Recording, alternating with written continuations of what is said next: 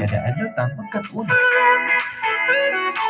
This is your dose of real talk, reflections, and refreshing stories. From DXJR 89.9 Jose Rizal Radio. Welcome to An Hour with Sir Noli, where wisdom and wits meet reality. Maong pagkape na, kay aniya na, inyong kauban, karontak na. Good morning, good morning, good morning. Happy Sunday sa lahat. Okay pa ba kayo dyan? For those who have not yet mangape ta. In the next hour, we will be with each other on our klase on air. Anian na pod ang inyong maestro sa kahanginan, ang inyong cyber teacher si Sir Noni. We will is going to be with you for the next hour. We are live here in San Pedro, Dapitan City at 89.9 DXJR FM, Jose Rizal Radio, ang radyo na makabayan. So we are live here every Saturday 8 to 9 in the morning and every Sunday 7 to 8 in the morning. Makikuban kaninyo. Welcome to An Hour with Sir Noni, the program dedicated to unlocking the power of knowledge and critical thinking. Each week, we are going to dive into the most compelling topics, bringing you insights and engaging discussion that is going to challenge your perspective. Welcome to your gateway to knowledge, where complex ideas become clear insights. Prepare yourselves to spark your curiosity and expand your understanding as we are going to learn together during this Sunday morning. Sa ato mga followers, sa ato mga listeners dyan on air, good morning, bango na mo, it's Sunday, ugma, trabaho na pod. We are going to have a very, very interesting topic this morning. We will be talking about etiquette in the net or network etiquette, netiquette. We call that netiquette, and responsible use of social media. But before we are going to tackle our topic this morning, we would like to thank the Orchid Spa na may mutang sa Dipolog City Boulevard beside Better Brews. They are offering massage. Pili lang mo diya sa ilang menu, and then ang ilang mga massager is professionally trained, both male and female. Naa sila'y manicure, pedicure, naa sila'y facial, naa sila'y whitening, slimming, hair salon, o ang ila adiha nga machines, the most high-tech in the province of Zamboanga del Norte and the two cities of Dipolog and Dapitan. They are open every Sunday to Thursday, 9 a.m. to 11 p.m., every Friday, 9 a.m. to 6 p.m., Saturdays, 6 p.m. to 11 p.m. Ato lang kontakon si Ma'am Fritzy Patigayon, ang tag-iya model po na sa iyang spa, nga makontak na to sa 0917-107-3685 o sa ilang landline nga 065-212-1937. The Orchid Spa. We also have the DC Sportswear and Uniform Solutions nga na may mutang sa Galas Highway, Dipolog City, offering the lowest price in sublimation printing. May it be polo shirts, sweatshirt, uniforms, or office uniforms. Naadiha ang atong DC Sportswear and Uniform Solutions atong kontakon ang tag-iya ug tagdumala nga si Engineer Dave Patigayon sa 0977-802-3583. And ang atong DC Sportswear and Uniform Solutions, PhilJeps registered din siya. PhilJeps registered, so meaning to say, ang atong mga government offices, makatransact ni siya sa atong sa atong supplier og sublimation uniforms. Patuloy pa rin na nagmamahal sa atin at nag-sponsor ang Jack Travel and Tours nga na may mutang sa Dapitan City. For your airline and boat ticketing needs, travel and tour packages, ato lang kontakon si Boss Jekyll sa 0955-670-0890. Og ang 4R Meat Shop and Grocery, supplier ni siya all types, all kinds of meat.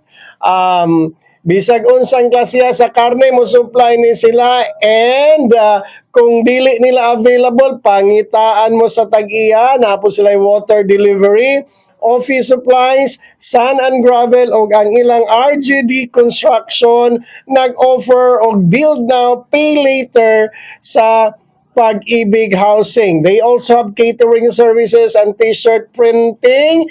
Kini nga establishment gipanag-iyahan ni Robert and Rhea Pukulan. Si Bong Pox, ang ana sila may mutang sa Balabag, Gulayon, dool ra gyud sa Royal Farm. Makontak na to ni sila sa 0970-985-2798 o sa 0954 493-6312.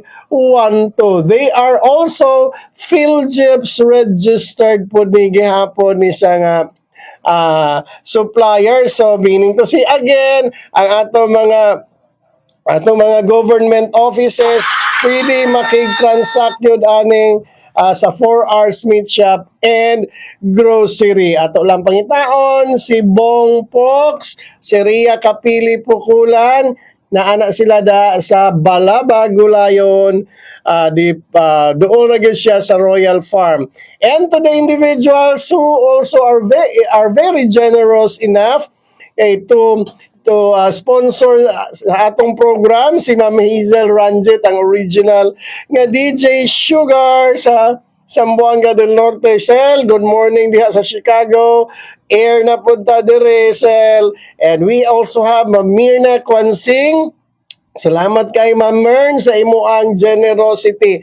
And atong idol diha, pinaka-idol na to diha sa Tampilisan, si Rojan Morte. Idol, thank you kayo for your generosity. We also have another sponsor nga nagpaluyo ni ato ang programa, generous kayo, ang Allen Car Rentals nga na mahimutang sa Madison County Phase 1 Block 4 Lot 20 sa Dicayas, Dipolog City. If you want to explore Dipolog City in style, especially if you are a tourist, ang ilang rental car is the perfect way to see the sights and sounds of the city of Dapitan and Dipolog and the entire province of Zamboanga del Norte. Available nila ang Wigo, Vios, Livina, Expander, Navara Pickup, Strada Pickup, Fortuner, High Ace Commuter Van. Napo ni sila bao-bao, ato lang kontakon ang atong dali sa buton, dali makontak nga mga tag-iya nga si Noel og Beth Allen sa 0954-094-5828 for your car rental needs. We believe that renting a car should be quick, easy, affordable, and convenient. Mao na ang Allen Rent a Car. Dali ra kay ni sa buton ni si Noel og si Beth Allen.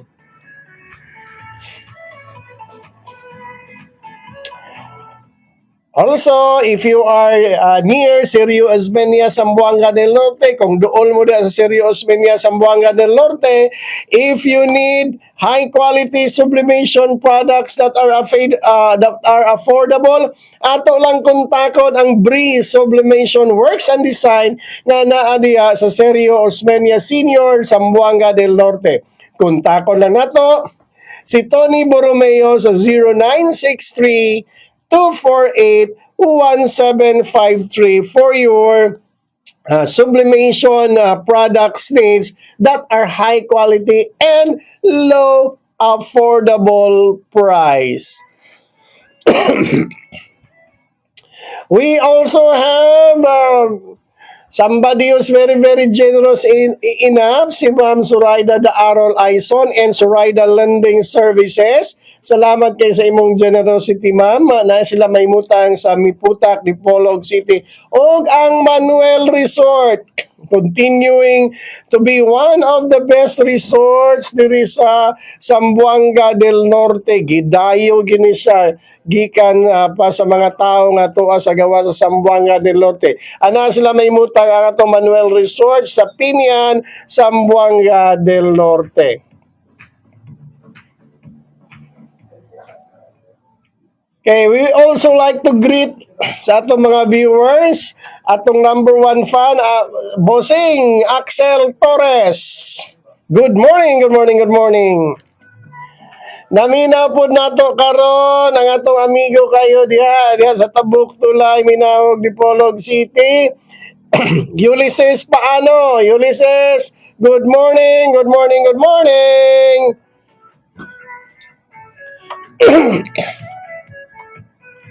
Salamat kayo sa atong mga generous sponsors, sa atong mga avid followers. Salamat kayo sa support sa atong program. Now we are going to talk our topic kanang gitawag nato og responsible use of social media and netiquette or network etiquette. So we know that kinsa na lang man ka ang tawo karon nga wala sa social media. There are so many social media platforms, especially ang Facebook, natay TikTok, daghan na kayong social media platforms, pero ang ato ang pinaka popular is the two most popular kanang Facebook nato og TikTok. So, I think everybody is now a user of social media. So that is why we are going to tackle this topic, because there is a need for us to behave yourself. So as I said, that even if we have the law about the cyber thing, pero wala gyud tinuod nga pulis diha sa internet. In fact, there are so many crimes that are committed in the internet. There are so many crimes committed diha sa paggamit nato anang atoang social media platform. In fact, there are so many bad things that are happening because really there is no police in the internet, in the sense that if walay mo reklamo, bisan pagaling na imo reklamo, lisod kay i-prove na imo ang gibuhat diha nga daotan. That is why we need to be regulated. We need to be regulated ang ato ang behavior. And the best person to regulate our behavior is ourselves. Sa ginakaingon pa nako sa ato mga previous nga episodes nga ang Facebook na asay AI, na asay algorithm that is going to regulate its users.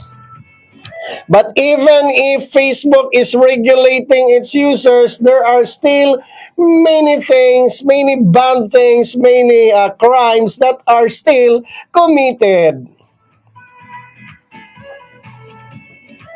Because the punishment is not proportionate to the crime.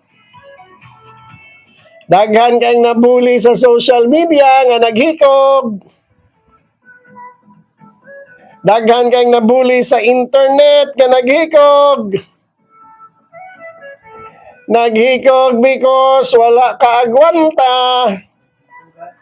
That is why we should have to be responsible in the use of social media. We have this thing that which we call as responsible and ethical use of social media. And we should have, if naatay etiquette in how we behave, naapotay netiquette, gitawag na to ng netiquette, how we are going to behave in the network or in the internet.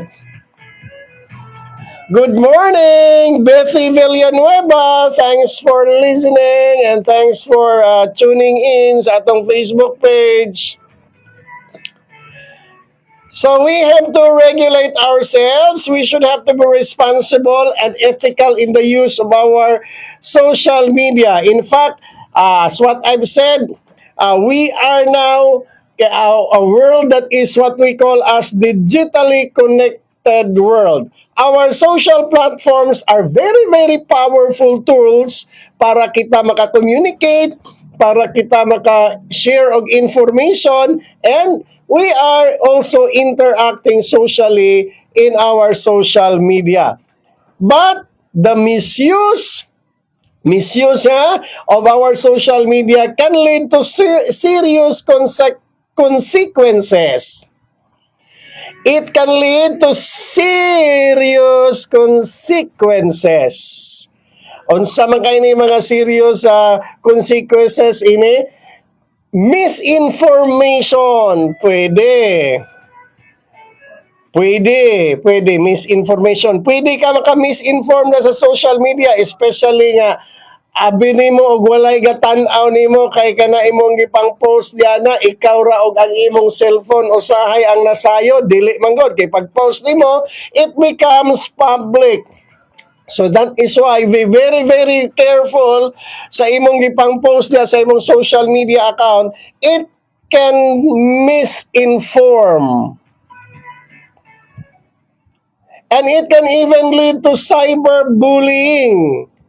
Okay, mabita akong giingon nga daghang naghikog, agi ining nabully sa Facebook, nabully sa TikTok. And if you are very, very frequent sa atong internet o sa atong social media platform, you are also in danger of becoming, not becoming, but a victim of identity theft. Kanang ang imo ang identity kawaton sa uban para makasapi, para makapambuli kawaton ang imong internet, nay mao man na siya kung dili ka careful. So, shout out sab sa akong mama, ingon si Bethy Villanueva, nagwapa si Mama Kuring, o nilang An-An, Cello, Susan, Edgar, Pitong, o Carmen. Good morning! Good morning, good morning! So, if you are frequent in social media, you are in danger of your identity will be stolen. And then be careful for what you are posting, because it might be a violation of the privacy of others. So mauna siya nga, we should really have to be responsible in the use of social media.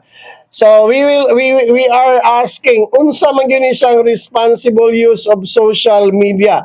So mauni siya nga atong behavior should be when we are going to engage sa atong social media platform.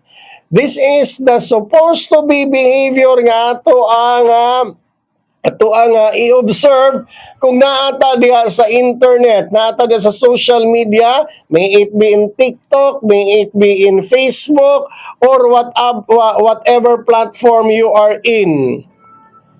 So that you should always have to be respectful, informed, considerate of others, and especially you should also have to be considerate of yourself. So as kung naatay etiquette diha sa atong behavior sa how we are going to deal, personally naapod tay etiquette nga dapat nato sundon kung naata sa internet. We call this netiquette.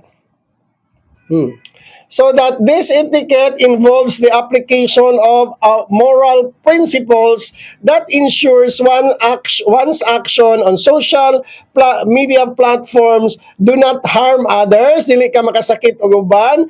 You are not you cannot violate the rights of others, and you are not going to promote false or harmful information. Nagtuo lang ta sometimes kadula-dula ra nga tong pag-post diha sa internet, diha sa Facebook, diha sa TikTok. And mind you, kana atong dula-dula, basig nakapasakit na taog mga tao, basig harmful na siya sa uban, naka-violate sa ilang privacy. Darling, guwapo, good morning, Jonathan, Yuhan, Ham-Ham, Akang, Marimar. Good morning, good morning. Oh, we should have to be very, very careful. Very careful good ta kay. Ano? Sometimes ra ba nagtuo ta nga kita ra og atong cellphone mo'y nakabalo ana atong gibuhat diha, but when you are going to upload, to post things in social media, it is seen not only in the Philippines but worldwide, seen by millions. That is why we should have to abide by certain principles of self-regulation. Number one, ini kanang gitawag natong respect and empathy. Respect and empathy. Now, if you are in the social media, we should have to observe a respect and empathy. Unsa maning empathy? This is how you are going to put your shoes in the shoes of the other person. That is why you should have to avoid this principle that you should have to treat others how you'd like to be treated. Ano siya? No? Respetar. Kung unsa ang gusto nimo nga i-treat ka, mao po na ang i-treat nimo sa uban. They say that respect begets respect. Kung gusto ka dili ka mabastos, ayaw po pag binastos. Wala siya kung dili ta kung gusto ta nga irespeto, respetuha ang ubang tao. You should have to avoid offensive language. Kana atong mga gibati diha, especially if we are angry, kadang anger mao gina siya ay makapatukmod nato. Makapatukmod nato nga mag-post na lang ta og bisag unsa magranta sa Facebook. Magranta kay ingon man si Facebook nga what's on your mind. Unya kay nasuko man ka, that is what is on your mind. So magrant ka sa Facebook to the extent that you are using offensive language, and sometimes na kay mga hate posts niya. Okay. And especially personal attacks. That is why ingon sila nga og naa kay problema, keep it personal. Do not post it sa Facebook. You don't need to inform millions of people. You don't need to say to it in front of the millions of people that are accessing your Facebook. Kung naa kay problema, iloom-loom lang na sa dana. Kung naa kay problema sa imong friends, sa imong family, ayaw na lang po nang i-post sa Facebook because it's like laundering in public. Murakag nang laba sa imong problema, nang laba ka sa imong problema sa publiko. Kana mga personal attacks and hate speech. That is very very very no kung naata mag self-regulate sa atong kagalingon sa atong behavior dia sa Facebook. So if you are also Facebook nga ikaw man pod as well as ikaw may post diyan na mutan-aw man pod ka sa uban nga mga post, you should have to respect. Okay, if you should have to respect also the post of others. That is why maingon ang ato mga vloggers, no, maingon ato mga vloggers nga wala may but-anay og unsay atong i-post, which is very very true. And katong nananaw, i-respect po na ang ilaang right to post anything. Pero ato lang pod kung kitay nag-post, ato lang pod nga una-unaon nga we should have to be dignified always. Kinalang dili mawala ang atong dignity. Hi, good morning, Mikaela Lagumbay, watching from Misamis Occidental, Kabungaan, Misamis Occidental. So, good morning, taga Misamis Occidental. Good morning, Mikaela Lagumbay. Now, aside from kabalo naman ta nga mo respekta because we have diverse perspectives. That is why if you are going to disagree, please do not be disagreeable. Naman sila ginaingon nga you can always disagree without being disagreeable. Muna sa atong respect kung unsa ang gipost sa uban. Especially dili ta magkigdebate nga to the extent nga ma-personal lang atong attack na natay mga hate speech. And sometimes kini siya no kay we should have to be respecting kay the mental health and boundaries online. Because we don't know kung unsa ang gibati ana ato ang na-attack o unsa ang gibati ana ato ang nakabasa sa atong posts. That is why niingon sila nga if you are going to choose between what is right and being kind, asa man ka na? Sa ikaw mo insakto or kind ka?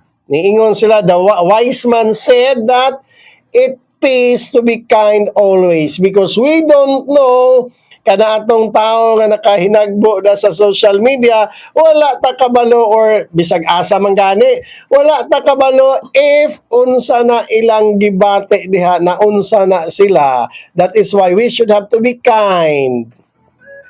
Kind to people and kind to animals.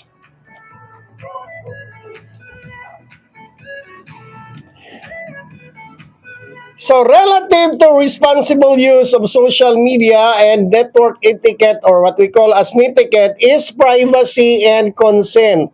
Part sa atong self-regulation ang privacy and consent. Not only for those who are consuming your post, consumption naman na siya, but also sa imong kaugalingon. That is why advice na ko ni siya sa ato mga social media users, don't share private information without consent. Kung walay consent gikan sa usa ka tawo, ayaw tawon og i-post na ayaw tog i-share na sa social media ang mga private information. Iyaham na private man na niya. Og ikaw pod mas maayo siguro, pero kung vlogger ka, public man gid ka, public property man ka, kay dili man nimo pag turn on nimo sa imong professional mode, public man gid na imong account, public property na ka, hence public property na ka. Murag we should have to be very very careful sa ato ang information nga atong gi-share. Not only nga atong gi-share nga information sa ubang tao, but the information that we share sa atong kaugalingon pod, we should have to be very, very careful and very, very discerning in what are the things that we should be posting, that we are going to post sa atong social media.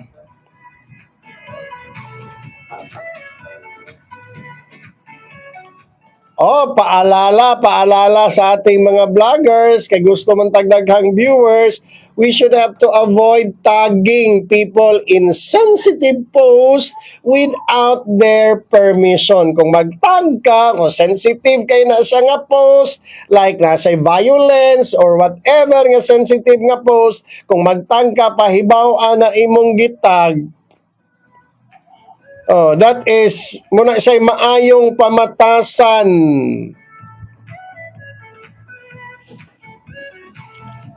Now, the advice is, you should have to use strong privacy settings and be aware of what information that you are exposing publicly. Pero sa atong mga vloggers, no, pag turn on nimo sa imong professional mode, so as I said, halos tanan na ma-public na. Kung ma-public na, hence it becomes a public property. That is why we should have to be very, very careful, because there are also information nga bisag public na siya, dili po na siya not public, but bisag turn on imong professional mode, dili na siya ma-share. So be careful with the things na imo ang gi-public sa imo ang account.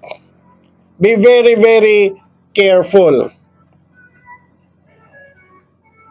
So with the responsible use of social media, it is a must that we should have to avoid misinformation. That is why we should have to verify the facts before we are going to share the content, especially related to health, politics, and current events. Kay as I've said, kanato ang gi-post na sa social media, pwede na siya og maglain-lain og interpretation ang ato ang mga consumers.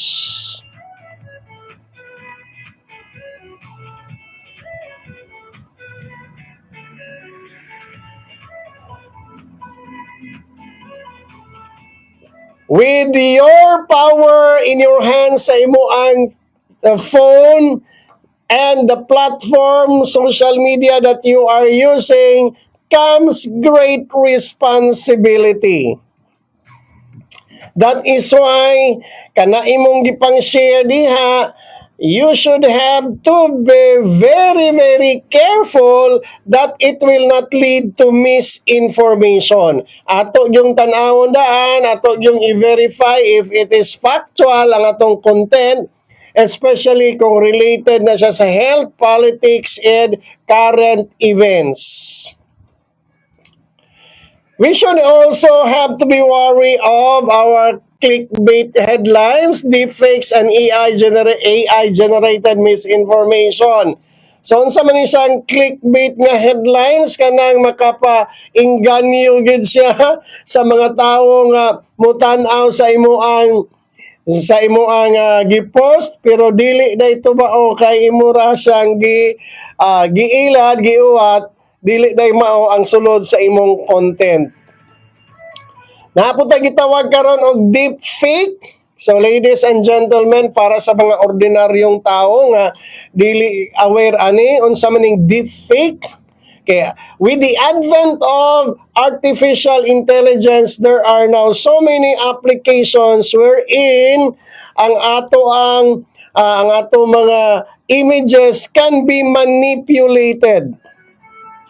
Example ini, kana imong nawong diha, mauna sa imong nawong, pero ang lawas naghukas hubo, o nya dili na siya mahibawan kung tinuod ba siya og dili, kay gigamita na siya og program using artificial intelligence nga deep fake siya.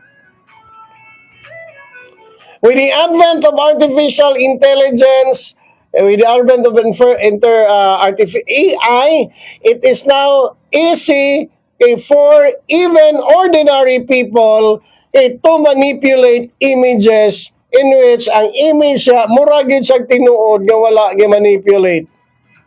So it's not only images that are being faked, but also videos are being faked.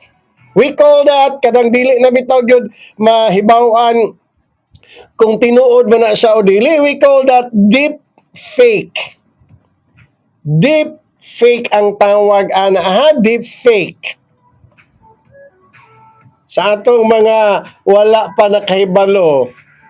So it pays to listen, no? Dire kay daghan pang makatuna, no? Okay. And then there are so many artificial intelligence or AI generated na to nga mga images and videos that sometimes kay mura naman gisag tinuod tanawon can misinform our audience.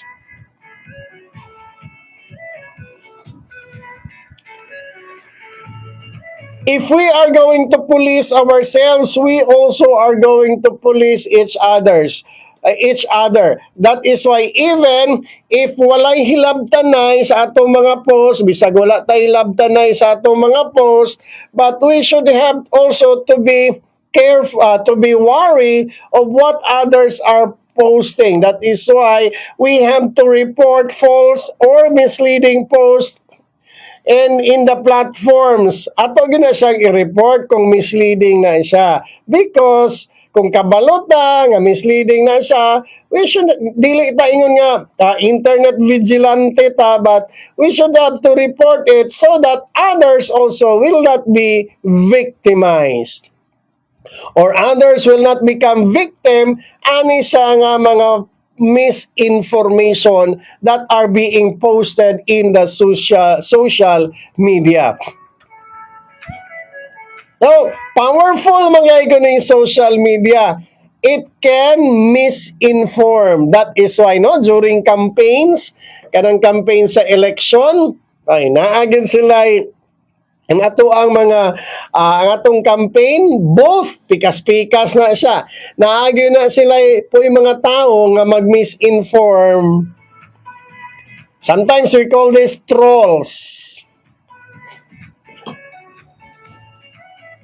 So mauna ni say dula karon. Mauna ni say dula sa social media.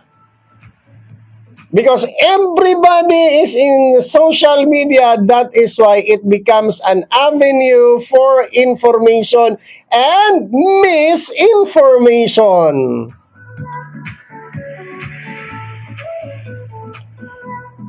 Okay, kitang tanan naman kita sa Facebook. That is why we should have kini careful, paminaw gyud mo. We should have to be aware our digital footprint. Kana ato ang gibilin nga mga post sa all the things that we are posted. Careful mo ana. Nganong mag-careful ta na, because everything that we posted online can be but is always permanent. Even your deleted content nga imo na nga gi-archive na siya or na screenshot na siya, wala na. And did you know that? Kini, careful ha. Did you know that? Trailing ta. Did you know that? Nga kana imong tanan nga gi-post na sa Facebook, even kung imo na siyang gi-delete, mabili na sa dito sa server sa Facebook, kay dito man na sa mo padulong tanan. That is why matingala ta nga kung naay court order katong mga gipang-delete nga videos, katong mga gipang-delete nga images, makuha gyapon tog balik. Mo request lang ka sa Facebook. So mo request lang ka sa Facebook, makuha tog balik, pero it's a very tedious and a very intricate nga process, and lisod po na siya nga process because you need mga court orders. But with that, sa akong ginaingon pa, it underscores it underscores sa ato nga dapat na makabalo nga kanang atong gipost, everything that we posted in Facebook will be permanent, will be forever, even if deleted na siya. So everything posted online are permanent. Even your deleted content or archive content or screenshot yung mga content na to, those are all permanent. We should have to be aware again of our digital footprint. Yung mga bakas na iniwan natin sa Facebook, yung mga bakas na iniwan natin sa TikTok, andyan na dyan na sila forever. Og maingon ta nga walay forever, pero kana imong gipost sa Facebook, sa TikTok, mao na siya gitawag og forever.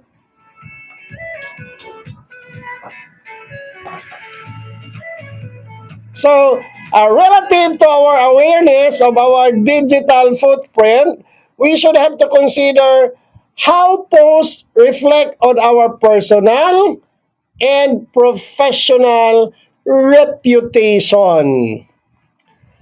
Kay sige na ingon ko pa, og walay forever ang Facebook nga itong gipost sa TikTok, naa na siya forever.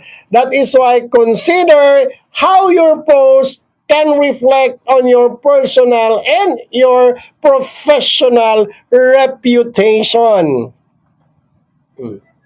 Dili lang kay kanang mga words nga itong gipost, pero kana ato ang mga videos, images nga itong gipost diha. Oh, wala man tay butanay again. Ingon ng mga ingon na atong mga vloggers, ang atong mga content creators. Wala man tay butanay sa atong gipang post diha na. Pero we should have to maintain our dignity. Oh, okay ra na, magsayaw-sayaw ka na because may man ka mo sayaw, that is your talent. Pero magsayaw-sayaw na gani ka diha nga mura na kag kay angay pod mo sayaw, ato na lang pong atong i-maintain ang dignity nato, especially ang atong professional reputation na personal and professional reputation is at stake.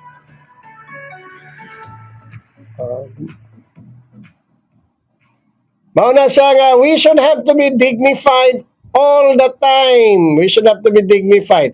Okay, babala sa atong mga teachers o nasa education sector.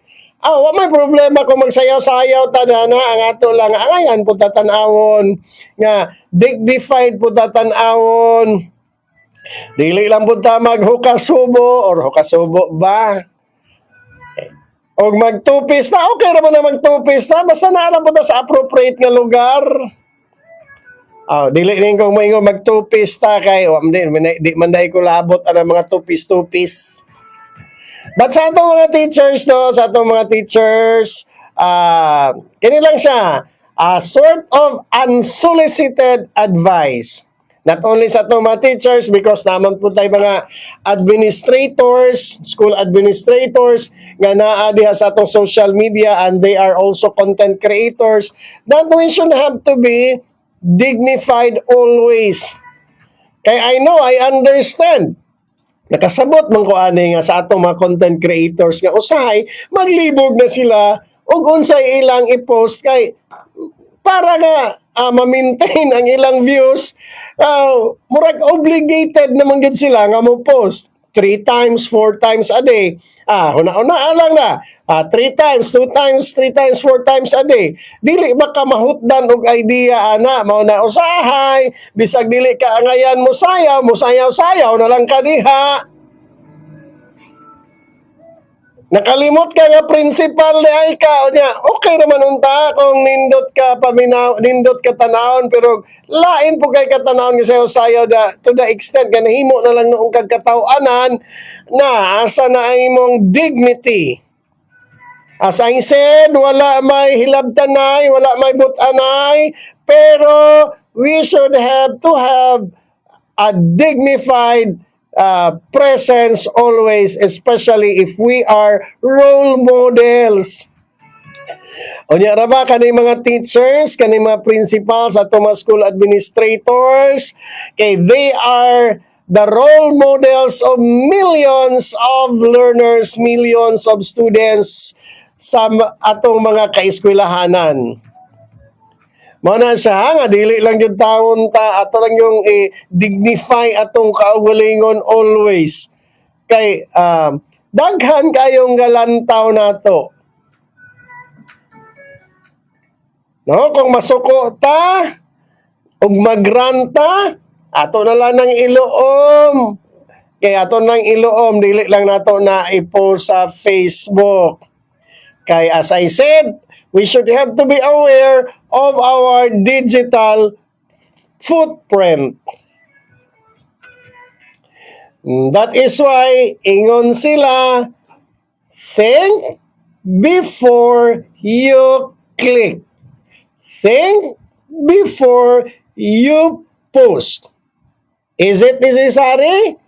Is it true? Yes. It's very, very true and it's very, very necessary.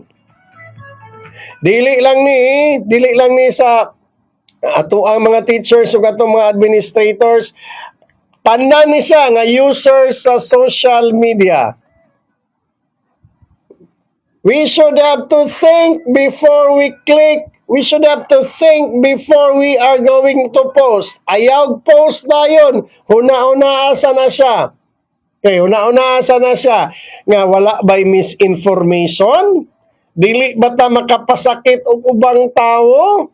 Dili ba ni siya sensitive sa uban nga mga tinuhuan? Sa uban nga mga ideology? So we should have to be very, very careful and consider these things before we are going to post anything sa atong social media. Yes, it's true, and yes, it is necessary.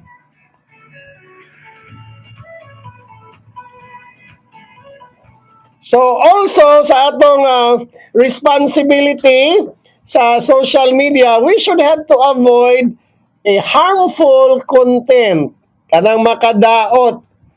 That is why kita nga mga social media users, especially sa atong mga vloggers, sa atong mga content creators, in fact, daghan na gyud kaayong content creators no, uban awat-awat na lang na kay gusto nga makasapi pod like sa uban nga nakapalit og mga properties, nakapalit og sakyanan agi ining pagka-vlogger, and then ang uban gusto pod nga mo awat.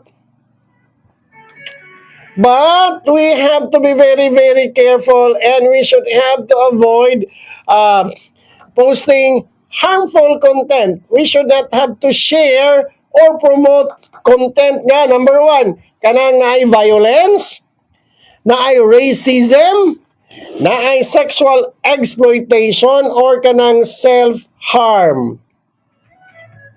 Abi nato og ang ato ang aim is makadaghan ta og views, daghan og views, pero sometimes we can touch the sensitivity of other people and we should have to be considerate of that.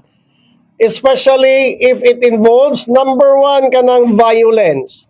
If it involves racism, if it involves sexual exploitation, or even self-harm, we should have to avoid this, the sharing or the posting and promotion of these things. So relative to the avoidance of posting harmful content, we should have, as social media users, magtinabangan ta. We should have to encourage healthy behavior that offers support when you see someone that is struggling online. Dili kay iduot na to. No, that is should have to be our responsibility as content creators and vloggers and social media users. Hmm. So, mauna siya nga kung content creator ta, we should have to be an ethical content creator.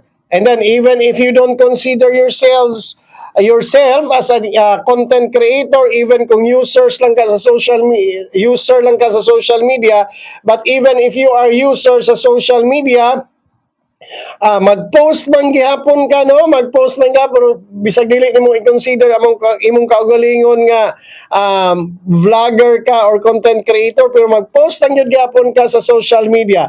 That is why, number one, you should have to consider that you should have to credit sources. So you should, kung dili na sa imo, you should always credit authors or creators when sharing their work. Especially nga uso na ba kayo sa atong mga vloggers, sa atong mga content creators nga magposta og video, atong ipang grab na mga video, and then ato lang i-superimpose picture in picture na ato ang nawong diha nga video. Dili ato, pero ang imo inaam kay ka post, so allowed man pud siya ni Meta, allowed man pud siya sa algorithm. That is why mo gihimo ron sa uban, nag-awat-awat, daghan nang nag-awat-awat.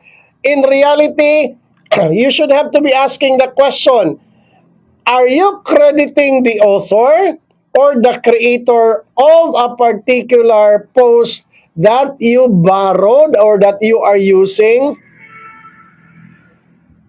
So, citing or crediting authors is a must. Mao na siya, kung nakakagi-post niya nga dili imo at least naalang man gyud kay giingon na credit to the owners. So ang tinuod pa gyud, di lang yung kay mo ingon nga credit to the owner, imo yung i-mention ang owner sa imong content nga dili nimo original nga gihimo. So you should have to always a reminder sa ato mga content creators, always credit sources, always credit the authors or the creators of the post that you are sharing that is not your original. So aside from that, you should have to why you should have to credit, that is to avoid plagiarism. Maka-avoid tag plagiarism, and we should have to avoid plagiarism so that we cannot violate or we cannot infringe on the intellectual property right of individuals who are the rightful owners or rightful authors of a particular video or a picture that you are posting that is not your original.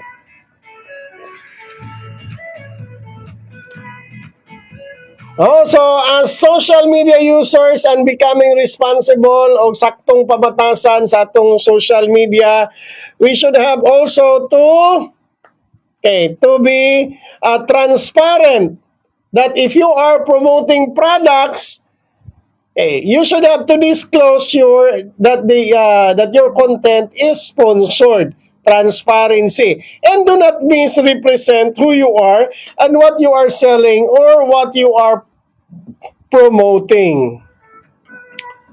Kasi ito sa ating mga promoters, sa mga vloggers, kaning misrepresentation, sometimes even if we are not aware of this, maka-misrepresent yun ta, especially kung sometimes mo claim ta nga expert ta, especially ka ng mga health products. We should have to be very, very careful on those things. That we should not have to dili ta malapas sa linya. So that we dili ta makalapas sa boundary kung kinsa ta. Basing nagtuo sila nga doktor ta, nya dili day ta doktor. Kay moingon man ka maayo ang cancer, pero dili di ay kay doktor baka nga makaingon kag makaayo kag cancer. So these are the things that that is an ethics that you are going to responsibility and ethics that you are going to observe when you are in the social media platforms.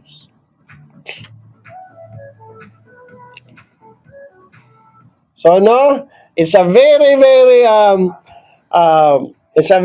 interesting discussion nga ang ato ang mga listeners ug ato mga viewers karon. I hope that naagid tayo nakatunan karong buntaga for those nga nagmata sa alas 7 taman ag alas 8. Good morning na lang sa atong mga listeners diha sa Palid, Sindangan, Zamboanga del Norte. Maabot ang atong broadcast diha na. Good morning sa Salazar family, sa Barica family. Good morning sa Alforque family. Good morning ninyo. Ania na po ninyo ang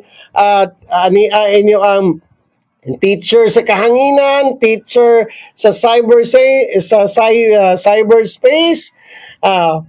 educating us and sharing information that matters. So again, we'd like to thank our sponsors sa ato ang programa, ang Zoraida Lending Services Corporation nga na mahimutang sa Miputak, Dipolog City o ang Manuel Resort na sa Pinian, Zamboanga del Norte.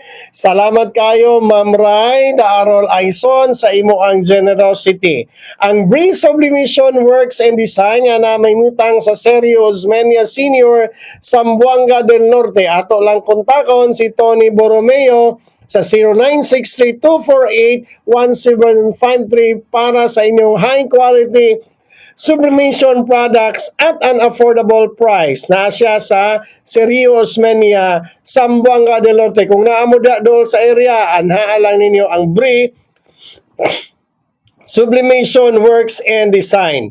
So, if you want to explore Dipolog City inside, naadiha ang ato ang Alin Car Rentals nga na mamutang sa Madison County Phase 1, Block 4, Lot 20.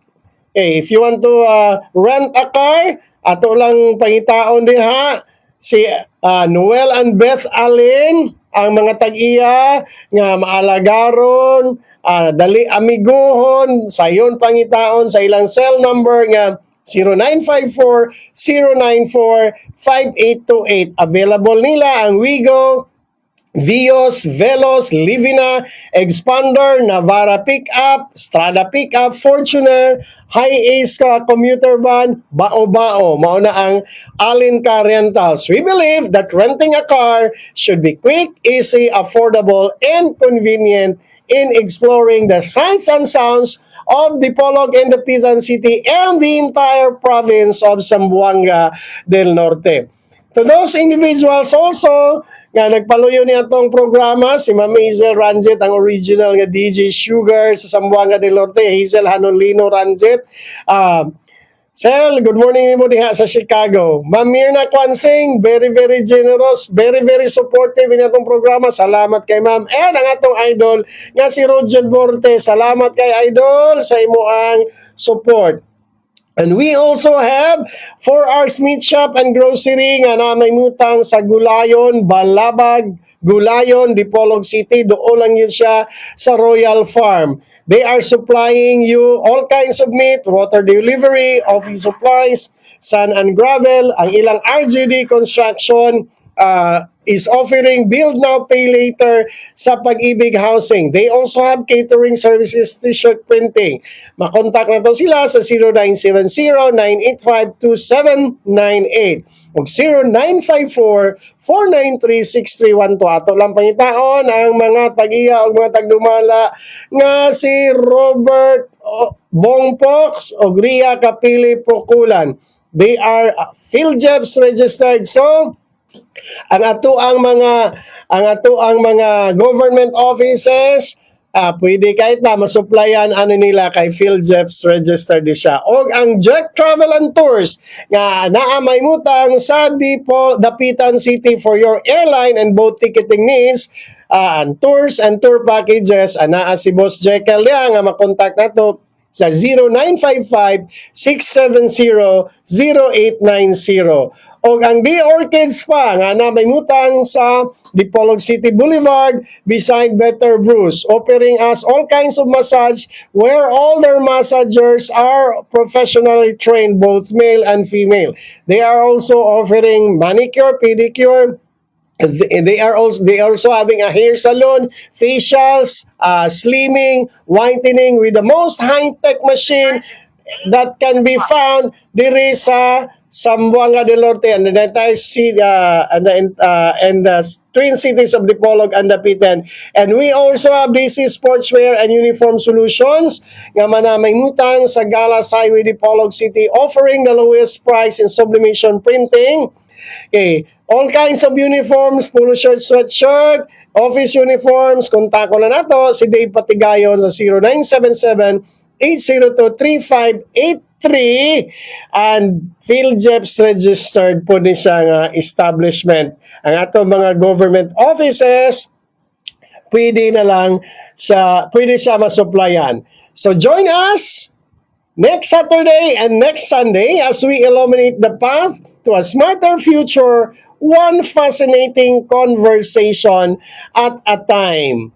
So sa ngalan sa itong mga technicians, si John and si Camlon and our station manager, Ma'am Liza Bautista, ang inyong maestro sa kahanginan, ang inyong cyber teacher, si Sir Noni, moingon kaninyo nga, see you! And that wraps up our With Unwisdom with Sir Noni.